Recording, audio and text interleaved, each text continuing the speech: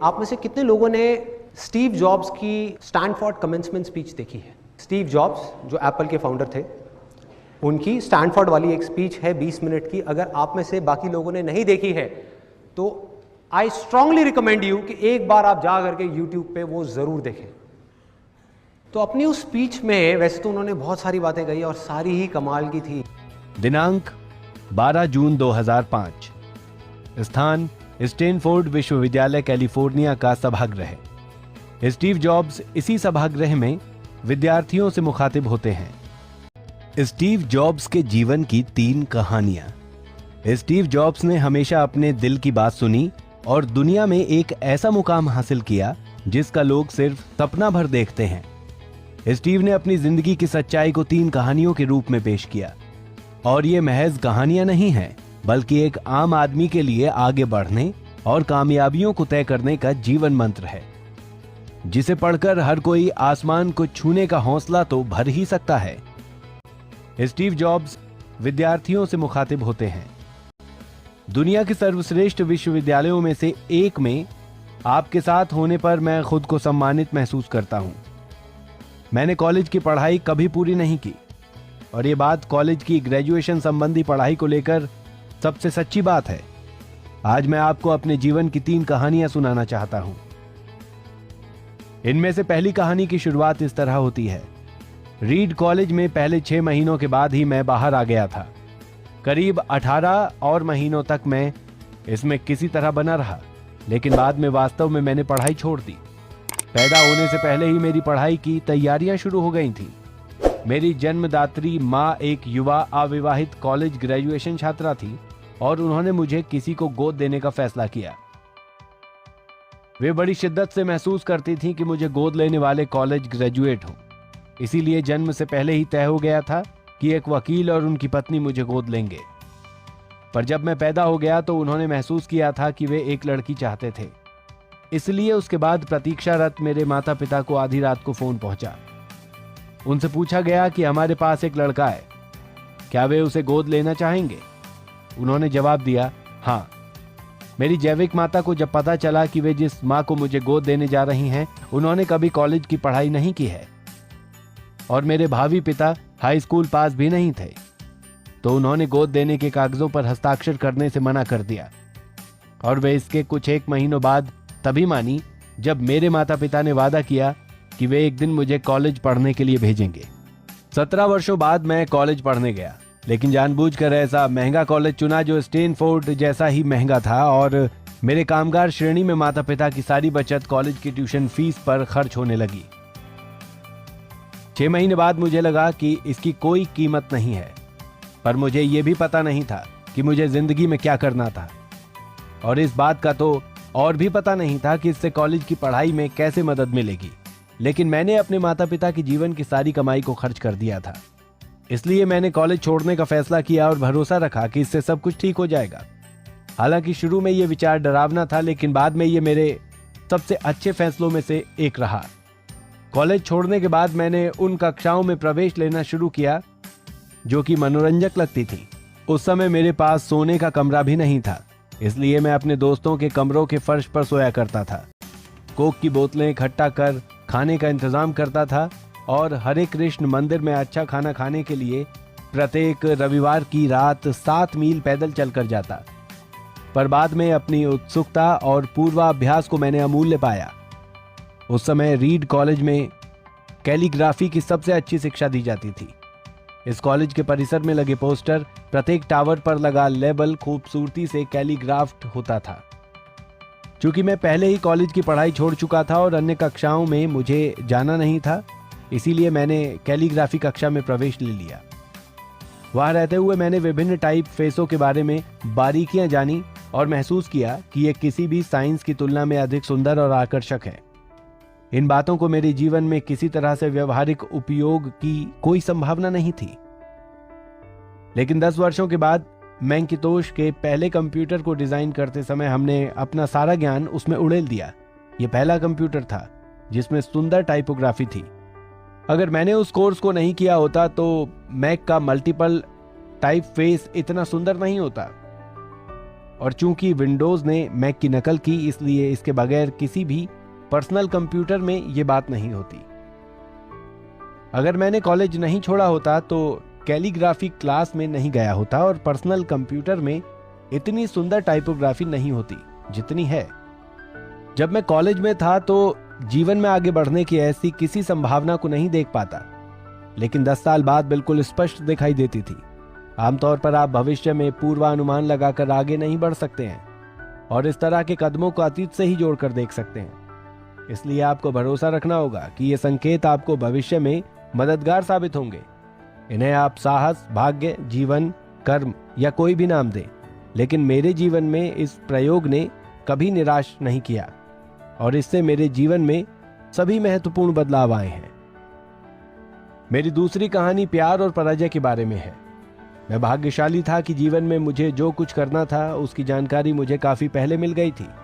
Was और मैंने Apple को अपने माता पिता के गैराज में शुरू किया था और तब मैं 20 वर्ष का था।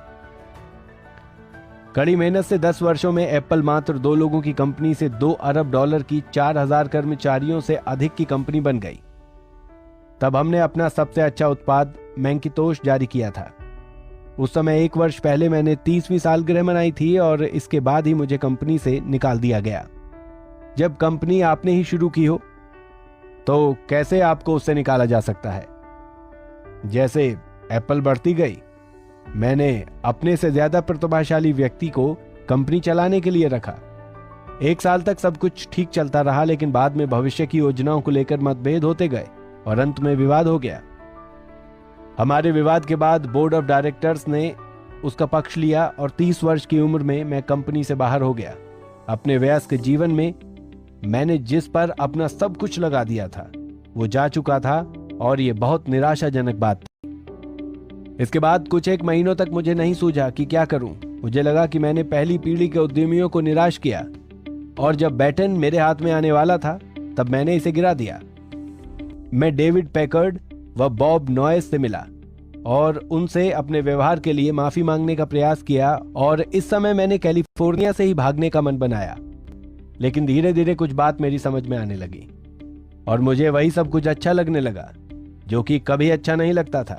हालांकि इस बीच एप्पल में थोड़ा बहुत भी बदलाव नहीं हुआ था, इसलिए मैंने सब कुछ नए सिरे से शुरू करने का फैसला किया। उस समय ये बात मेरी समझ में नहीं आई, लेकिन बाद में लगा कि एप्पल से हटा दिया जाना ऐसी सबसे अच्छी बात थी जो कि मेरे लिए कभी हो सकती थी। सफल होने का बोझ फिर से खाली होने के भाव से भर गया और मैं जीवन के सबसे अधिक रचनात्मक दौर में प्रवेश कर गया। अगले 5 वर्षों के दौरान मैंने कंपनी नेक्स्ट और पिक्सर शुरू की और मुझे एक सुंदर महिला से प्यार हुआ जो कि मेरी पत्नी बनी। पिक्सर ने दुनिया की सबसे पहली computer animated feature film toy story बनाई और अब यह दुनिया का सबसे सफल एनिमेशन स्टूडियो है। एक साधारण घटना के तहत एप्पल ने नेक्स्ट को खरीद लिया और मैं फिर एप्पल में वापस आ गया। हमने नेक्स्ट में जो तकनीक विकसित की वो एप्पल के वर्तमान पुनर्जीवन की आधारशिला है। इसी के साथ ही लॉरीन और मेरा परिवार भी बढ़ा। ये बात मैं सुनिश्चित तौर पर मानता हूं कि अगर मुझे एप्पल से हटाया नहीं जाता तो ऐसा कुछ भी नहीं हो रहा होता। ये स्वाद में एक बुरी दवा थी, लेकिन मरीज को इसकी सख्त जरूरत थी। कभी कभी आपको जीवन में ठोकरें भी खानी पड़ती हैं, लेकिन हिम्मत ना हारें। मुझे विश्वास है कि जिस चीज ने मुझे लगातार क्रियाशील बनाए रखा वो अपने आप के प्रति मेरा प्यार था। आपको जीवन में ये पता लगाना होता है कि आप किस काम से प्यार करते हैं। ये बात काम को लेकर भी उतनी ही सच है जितनी कि जीवन में प्रेमी प्रेमिकाओं को लेकर होती है।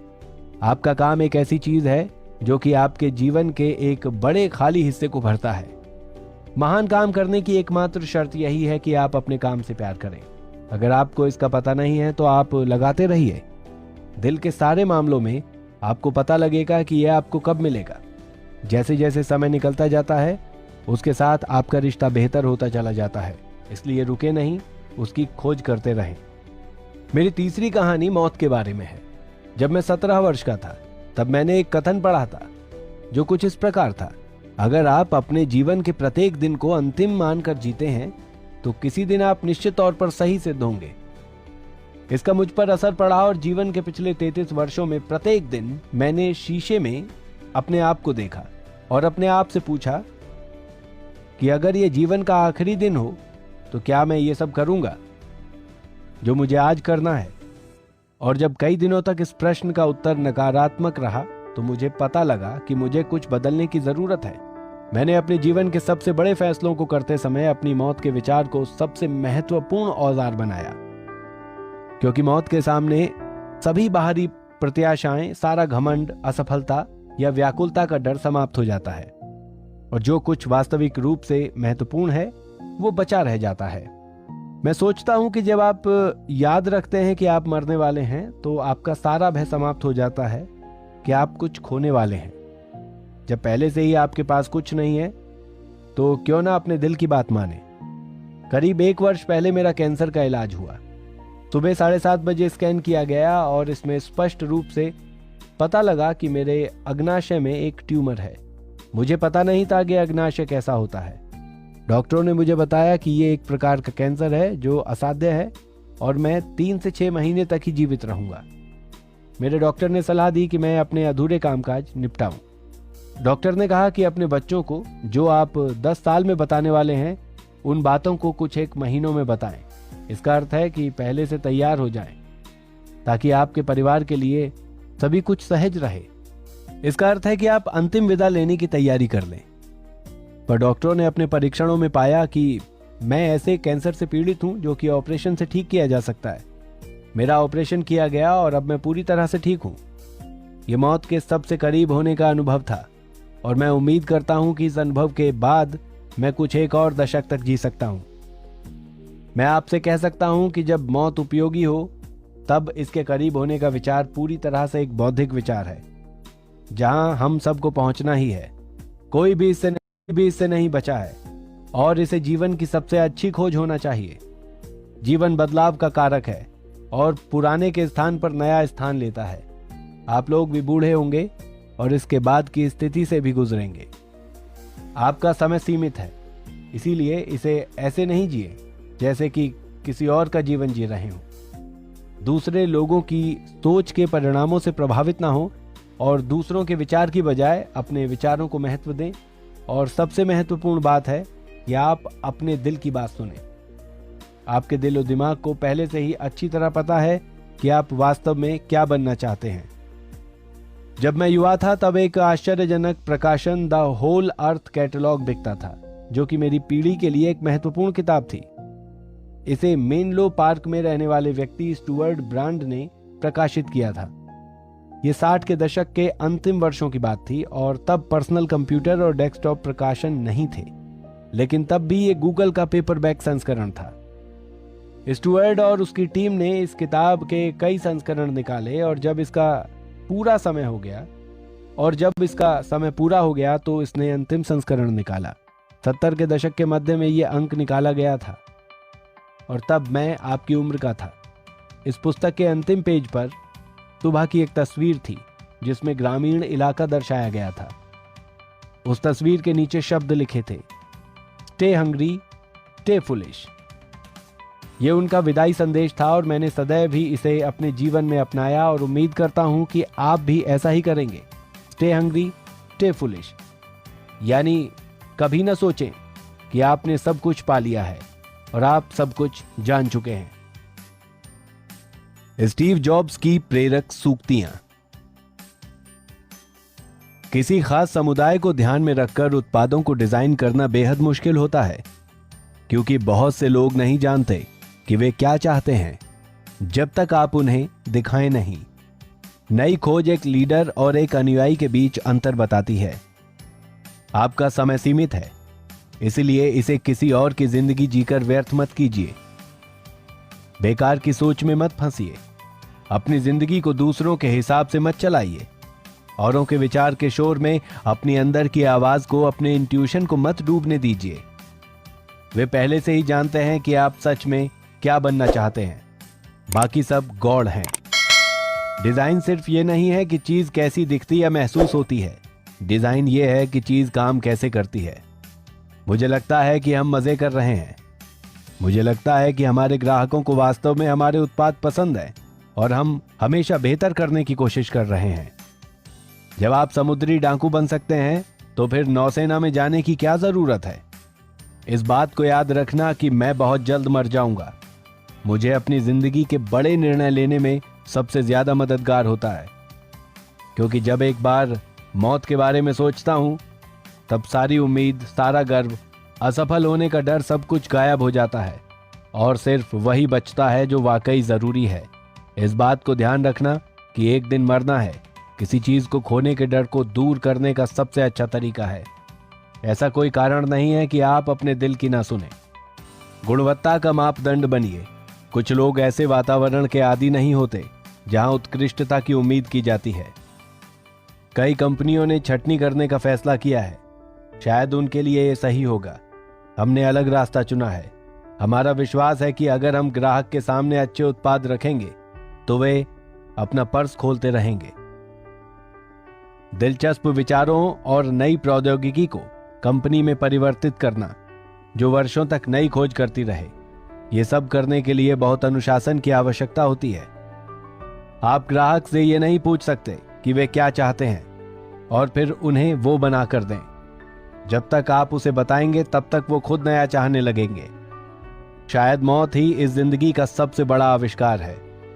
हमने जैसा वातावरण निर्मित किया है उसके तहत सभी से उत्कृष्टता की अपेक्षा की जाती है। कार्य चाहे जैसा भी हो, उसका उत्कृष्ट होना जरूरी है।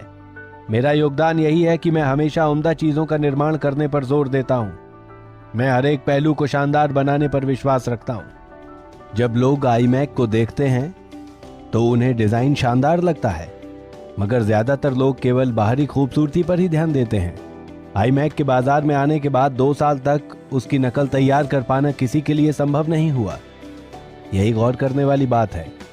iMac को बनाने के लिए जिस विशिष्ट इंजीनियरिंग का इस्तेमाल किया गया वही उसकी सबसे बड़ी खूबी है। क्यूब और दूसरे उत्पादों के बारे में भी मेरी यही राय है। एप्पल के वजूद को अगर किसी उत्पाद के जरिए व्यक्त करना हो तो वो iPod है। इस उत्पाद में एप्पल की विलक्षण प्रौद्योगिकी और उम्दा डिजाइन का संगम देखा जा सकता है। उसे दिखाकर हम कह सकते हैं कि हम इसी तरह चीजें बनाते हैं। अगर मुझसे कोई पूछेगा कि धरती पर एप्पल के वजूद का मकसद क्या है तो उसे उदाहरण के तौर पर मैं iPod दिखलाना पसंद करूंगा। फोकस ग्रुपों को साथ लेकर उत्पादों का डिजाइन तैयार करना कठिन काम है। जब तक आप लोगों को बताएं नहीं, वे समझ नहीं पाते कि उन्हें करना क्या है। संगठन को स्पष्ट और सरल होना चाहिए, साथ ही अत्यंत जवाबदेह भी। इस तरह हर काम आसान हो जाता है। एकाग्रता और सरलता, ये 2 प्रमुख सूत्र हैं। सरल होना जटिलता की तुलना में अधिक मुश्किल हो सकता है। आपको अपने विचार को स्पष्ट और सरल रूप से व्यक्त करने के लिए काफी मेहनत करनी पड़ सकती है, मगर एक बार ऐसा कर लेने के बाद आप असंभव को भी संभव बना सकते हैं। जब आप आविष्कार करते हैं तो आपसे गलतियां भी होती हैं। गलतियों को तुरंत स्वीकार कर लेना चाहिए और अपने अन्वेषण की प्रक्रिया में सुधार करना चाहिए। कब्रिस्तान का सबसे अमीर मुर्दा बनने का कोई मतलब नहीं है रात में सोते समय खुद से यह कहना कि मैंने आज कमाल का काम किया है। मेरे लिए यही सबसे अधिक अहमियत रखती है। जब हम ऑपरेटिंग सिस्टम तैयार कर रहे थे तब हमने इस बात पर जोर दिया कि इसे किस तरह सरल और शक्तिशाली बनाया जा सकता है। गुणवत्ता के प्रतीक बने। कुछ लोग ऐसे माहौल के आदी नहीं होते जहां उत्कृष्टता की अपेक्षा रखी जाती है। जब मैं 23 साल का था तब मेरे पास $10 लाख थे। 24 साल की उम्र में $1 करोड़ थे और 25 साल की उम्र में $10 करोड़ थे। मगर धन की मेरे लिए कोई अहमियत नहीं थी, क्योंकि सिर्फ पैसे के लिए मैंने कोई काम नहीं किया था। बिल गेट्स ने जवानी का कुछ वक्त आश्रम में गुजारा होता तो वो अधिक खुले दिल का आदमी बन सकता था। जब मैं किसी वरिष्ठ आदमी को नियुक्ति देता हूं तो उसकी योग्यता के आधार पर ही ऐसा करता हूं। उनका स्मार्ट होना जरूरी है। ज्यादातर लोगों के शब्दकोश में डिजाइन का मतलब बाहरी रंग होता है, इंटीरियर डेकोरेटिंग होता है या पर्दे और सोफे का रंग होता है। लेकिन मेरे डिजाइन का यही मतलब नहीं है। डिजाइन तो मानव निर्मित वस्तु की बुनियादी आत्मा है, जिसके जरिए व्यक्ति अपना आंतरिक सौंदर्य सृजन के जरिए व्यक्त करता है, चाहे वो सृजन उत्पाद के रूप में हो या सेवा के रूप में हो। मैक का मतलब कोई खास रंग या कोई खास आकार नहीं है। iMac की विशिष्टता यही है कि इसे ग्राहकों के लिए सर्वाधिक उपयोगी कंप्यूटर के तौर पर विकसित किया गया है, जिसमें सभी तत्वों का संगम हुआ है। कोई कंपनी खोल लेना या उसके शेयरों को बेचना ही अहम बात नहीं है। ये माता पिता की भूमिका की तरह है। बच्चे की पैदाइश कुदरत का करिश्मा है, मगर अपने बच्चे के साथ रहने और पाल पोस कर उसे बड़ा करने में हर एक माता पिता को अपार खुशी महसूस होती है। जब हम कोई चीज या अवसर देखते हैं तो उसका लाभ उठाना चाहते हैं। हमने ऐसे कई अवसरों का लाभ उठाया भी है और डेस्कटॉप फिल्में, वायरलेस नेटवर्किंग और iTrals, इस तरह की रचनात्मक अवधि अधिक से अधिक 10 सालों तक बनी रह सकती है। लेकिन अगर हम सदुपयोग कर सकें तो यह सुनहरा युग साबित हो सकता है। हर चीज में वक्त लगता है। आप जानते हैं कि ऐसा ही होता है। प्रौद्योगिकी की लहरों को साकार होने से पहले ही आप भांप सकते हैं। तब आपको बुद्धिमत्ता के साथ चुनना होता है कि आपको किस दिशा में काम करना है। अगर आप चुनने में गलती करेंगे तो आपकी ऊर्जा बेकार खर्च होगी, लेकिन अगर आप बुद्धिमत्ता के साथ चुनेंगे तो फिर यह प्रक्रिया धीमी होगी। कई साल लग जाएंगे। वर्षों पहले हमने जो ये निर्णय लिया था कि हम ऐसे किसी उत्पाद का निर्माण नहीं करेंगे जिसकी बुनियादी प्रौद्योगिकी पर हमारा नियंत्रण ना हो, ये बिल्कुल सही निर्णय है, क्योंकि ऐसा करने पर आपको दूसरों की मर्जी पर निर्भर रहना पड़ता है। ये कोई पॉप कल्चर की बात नहीं है, ना ही ये लोगों को बेवकूफ बनाने की बात है। हम लोगों को कोई ऐसा उत्पाद खरीदने के लिए उकसाना नहीं चाहते जिस उत्पाद की उन्हें जरूरत नहीं है। असल में हम ये पता लगाते हैं कि हमें क्या चाहिए। जब हमें लगता है कि कोई उत्पाद हमारे लिए उपयोगी साबित होगा तो फिर हम उस नतीजे पर पहुंचते हैं कि दूसरों के लिए भी वो उत्पाद उपयोगी साबित होगा। इसी तरह हमें कामयाबी मिलती रही है। हम बाहर निकलकर लोगों से ये पूछ नहीं सकते कि भविष्य का महान उत्पाद क्या हो सकता है। इस मामले में हम हेनरी फोर्ड के कथन का उल्लेख कर सकते हैं। उन्होंने कहा था, अगर मैंने अपने ग्राहकों से पूछा होता कि उन्हें किस चीज की जरूरत है तो संभवतः वो एक तेज दौड़ने वाले घोड़े की फरमाइश करते। हम एकाग्र होने पर ज्यादा जोर देते हैं। लोग सोचते हैं कि हर एक बात पर एकाग्र होना जरूरी होता है, लेकिन इसका मतलब ये नहीं होता। इसका मतलब होता है सैकड़ों अच्छे विचारों को छोड़कर एक उम्दा विचार को चुनना। आपको सावधानी पूर्वक चुनाव करना होता है। मुझे सचमुच गर्व है कि मैंने कई उत्पादों को बनाने की तरफ ध्यान नहीं दिया। जिस तरह कई उत्पादों के निर्माण पर मैं गर्व महसूस करता हूं। मैं दूसरों के प्रति नरमी का रुख नहीं अपनाता, मैं उन्हें बेहतर बनाना चाहता हूं। मेरा काम है कंपनी के अलग अलग हिस्सों से चीजों को एकत्रित करना, रास्ता बनाना और परियोजनाओं को साकार करने के लिए संसाधन जुटाना। मेरा काम है अपने दक्ष कर्मचारियों को प्रेरित करना और उनके कौशल में वृद्धि करना। कर्मचारियों की नियुक्ति करना कठिन काम होता है। ये कूड़े के ढेर से सुई ढूंढने की तरह होता है। हम ये काम स्वयं करते हैं और ऐसा करते हुए काफी समय लगाते हैं।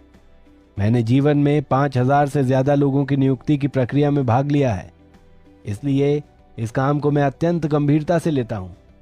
1 घंटे के इंटरव्यू में ही आप सब कुछ जान नहीं सकते। अंत में यह पूरी तरह आपके अपने विवेक पर निर्भर करता है। मुझे सामने वाला आदमी कैसा लग रहा है, वो संकट की स्थिति में किस तरह का बर्ताव कर सकता है, वो यहाँ क्या करने आया है। मैं सभी से यही पूछता हूँ, तुम यहाँ क्या करने आए हो? जवाब से ही आपको पता चल जाता है कि आप जिसे ढूंढ रहे हैं वो वैसा शख्स नहीं है। यही असली कसौटी है। मेरा काम है वरिष्ठ अधिकारियों को इस कदर दक्ष बना देना कि वे आसानी से उत्तराधिकार को संभाल सकें। एप्पल में 25,000 लोग काम कर रहे हैं, उनमें से 10,000 लोग स्टोर्स में काम करते हैं। मेरा काम शीर्ष के 100 व्यक्तियों को साथ लेकर चलना है। मैं उनके साथ काम करता हूं। इसका मतलब यह नहीं है कि वे सभी वाइस प्रेसिडेंट हैं। उनमें से कुछ महज तकनीकी विशेषज्ञ हैं। जब भी कोई नया विचार मुझे सूझता है, मैं उसके बारे में सबकी राय पूछता हूं। मैं जानता हूं कि दूसरे इसके बारे में क्या सोचते हैं। मैं 100 लोगों के समूह के साथ नए विचार पर बहस करता हूं। विचार को लेकर अलग अलग लोगों के नजरिए को समझने की कोशिश करता हूं। इस तरह नया अन्वेषण कर पाना मुमकिन होता है। हम श्रेष्ठ उत्पाद बनाने में यकीन रखते हैं। हमें कई काम करने का मौका नहीं मिल पाता, ना ही हम प्रत्येक काम को सर्वश्रेष्ठ बना सकते हैं, क्योंकि यही जिंदगी का खेल है। छोटी सी जिंदगी है, फिर मौत आ जानी है। हमने अपनी जिंदगी का यही मकसद चुना है। आविष्कार का संबंध इस बात से नहीं होता कि आपके बटुए में कितने डॉलर हैं। जब एप्पल ने मैक बनाया था, उस कंप्यूटर निर्माण के लिए IBM एप्पल की तुलना में 100 गुना अधिक रकम खर्च कर रही थी। इस मामले का पैसे से कोई संबंध नहीं है। ये निर्भर करता है कि आपके साथ कैसे लोग हैं, आपका नेतृत्व कैसा है और आप क्या हासिल कर सकते हैं। मैंने साल भर पहले कुछ लोगों को एप्पल से निकाला था। किसी को नौकरी से निकालना मेरे लिए अब कठिन काम होता जा रहा है। मुझे अपने पद के दायित्वों के हिसाब से ऐसा करना पड़ता है। लेकिन जब मैं उन लोगों की तरफ देखता हूं तो 5 साल के एक बच्चे के नजरिए से भी सोचता हूं। मुझे लगता है कि उस व्यक्ति की जगह मैं ही हूं और घर लौटकर पत्नी व बच्चों से कह रहा हूं कि मुझे नौकरी से निकाल दिया गया है। 20 सालों में ऐसा मेरे बच्चों के साथ भी हो सकता है। अब तक मैंने इस मसले पर इतनी संजीदगी के साथ विचार नहीं किया था। जिंदगी छोटी है और हम सभी एक ना एक दिन मरने वाले हैं। यह हकीकत है, आप जानते ही हैं। जब आप दिमाग को बंद करना चाहते हैं तो टीवी के सामने बैठ जाते हैं। जब आप दिमाग का इस्तेमाल करना चाहते हैं तो कंप्यूटर के सामने बैठते हैं। दोनों चीजें एक जैसी नहीं हैं। कंपनी की स्थापना के पीछे मेरा एक ही मकसद है कि उत्पाद तैयार किए जा सकें। श्रेष्ठ उत्पाद बनाते रहने के लिए मजबूत कंपनी की स्थापना करना और उसके साथ प्रतिभाओं को जोड़ना आवश्यक है। दूसरी तरफ मेरे लिए कंपनी का अर्थ मानवता का अनूठा आविष्कार है। यह पूरी तरह अमूर्त है। यह सच है कि लोगों को एकजुट रखने के लिए आपको ईंट सीमेंट के ढांचे की भी जरूरत होती है, मगर मूल रूप से कंपनी हमारे लिए एक अमूर्त खोज है जो अत्यंत शक्तिशाली है। अब यहाँ ऐसे लोग भी हैं जो महज पैसे कमाने के लिए कंपनी चला रहे हैं, मगर वे महान कंपनियों का निर्माण नहीं कर सकते। मैं ये नहीं सोचता कि मुझे और कितने दिनों तक जिंदा रहना है। जब मैं सुबह जागता हूं तो एक नया दिन मेरे सामने होता है। जब मैं 17 साल का था तब किसी ने मुझे बताया था कि हर दिन को जीवन के अंतिम दिन की तरह जीना चाहिए। ऐसा मानने पर एक दिन ये बात जरूर सही साबित होगी। मैं अभी जिस मुकाम पर हूं, मैं यूं ही कोई काम नहीं कर सकता, मगर मैं हमेशा से ऐसा ही रहा हूं, क्योंकि मैंने कभी पैसे की परवाह नहीं की है। मैं यही कहने की कोशिश कर रहा हूं कि आज भी मैं वैसा ही महसूस करता हूं जैसा 17 साल की उम्र में महसूस करता था। एक ऐसी घड़ी आती है जब किसी कलाकार को अपनी पहचान के बारे में सोचना पड़ता है। अगर कलाकार भविष्य को लेकर जोखिम उठाते हैं तो भी कलाकार ही रहते हैं। डायकॉन और पिकासो ने हमेशा भविष्य को लेकर जोखिम उठाया। एप्पल की परिघटना मेरे लिए वैसी ही रही है। जब आपको कुछ खोने का डर होता है तभी आपका संकल्प डगमगाने लगता है। आपका अपना अलग व्यक्तित्व होता है और आपको दूसरों के साथ काम करना पड़ता है। जब आप दूसरों को प्रेरित करते हैं तो लोगों पर आपका प्रभाव पड़ता है। उदाहरण के तौर पर डिज्नी में मैं लोगों को कहते हुए सुनता हूं कि वॉल्ट के साथ काम करने का आनंद ही अलग था। तभी वॉल्ट को चाहते थे। मैं जानता हूं कि पिक्सर में भी लोग उसी तरह जॉन लेसेस्टर के बारे में बात करेंगे। कौन जानता है, किसी दिन कोई मेरे बारे में भी इसी तरह की बातें कहे। मैं इसके बारे में नहीं जानता।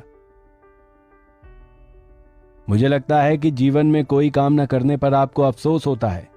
जैसे आपको कोई लड़की पसंद थी मगर आप उससे अपने साथ डांस करने के लिए नहीं कह पाए। व्यापार में आज मैं जितना जानता हूं, अगर पहले जानता होता तो कुछ कार्यों को मैं अधिक बेहतरीन तरीके से कर सकता था, लेकिन ऐसा नहीं हो सकता था कि मैं कुछ कार्यों को बुरे तरीके से करता। इसलिए वर्तमान में जीना ही सबसे महत्वपूर्ण बात है। वर्तमान का सामना करने का यह बेहतरीन तरीका है। आपके साथ अभी जो हो रहा है उसे स्वीकार करना और उसके प्रति उत्सुक बने रहना, भले ही आपके साथ बुरा ही क्यों नहीं हो रहा हो। मेरा मतलब है, उत्पाद की गुणवत्ता के जरिए कंपनियां अपनी विशिष्टता को भी दुनिया के सामने प्रदर्शित कर पाती हैं। गुणवत्ता से पता चल जाता है कि इंजीनियरिंग के क्षेत्र में किस तरह का अनुशासन बरता गया है और कंपनी का संचालन किन नीतियों के आधार पर किया जा रहा है। अगर हमारे कर्मचारी ऐसे वातावरण में कार्य कर रहे हैं जहां उत्कृष्टता की अपेक्षा की जाती है, तो वे स्वयं प्रेरणा से उत्कृष्ट कार्य कर सकते हैं। मैं एक ऐसे वातावरण की बात कर रहा हूं जहां उत्कृष्टता झलकती है और जहां की कार्य संस्कृति में उत्कृष्टता का सम्मान किया जाता है। अगर ऐसा वातावरण हो तो आपको किसी से उत्कृष्ट कार्य करने के लिए कहने की जरूरत नहीं पड़ती। लोग अपने आसपास के वातावरण से ही इस बात को समझ जाते हैं कि हमेशा श्रेष्ठ विचार की जीत होती है। हमारा उद्देश्य है श्रेष्ठता को हासिल करना। इस बात पर अधिक गौर करने की जरूरत नहीं है कि मूल विचार किसका था। श्रेष्ठ विचार को चुनना है और उस पर अमल करना है। किसी ने एक बार मुझसे कहा था, शीर्ष स्तर का सही प्रबंधन करने पर निचले स्तर का प्रबंधन अपने आप हो जाता है। यह शीर्ष स्तर क्या होता है? अगर यही बात है तो हम कार्य का आरंभ इस तरह क्यों करते हैं? हमारी रणनीति क्या होती है? ग्राहकों की क्या राय होती है? हम उनकी राय पर कितना ध्यान देते हैं? क्या हमारे पास उम्दा उत्पाद और उम्दा लोग हैं? ये ऐसे सवाल हैं जिन पर आपको सबसे अधिक गौर करना चाहिए। अगर आप एक श्रेष्ठ कंपनी का संचालन करना चाहते हैं तो आपको उसी सोच का इस्तेमाल हर मामले में करना होगा जिस सोच का इस्तेमाल उत्पाद बनाने के लिए किया जाता है।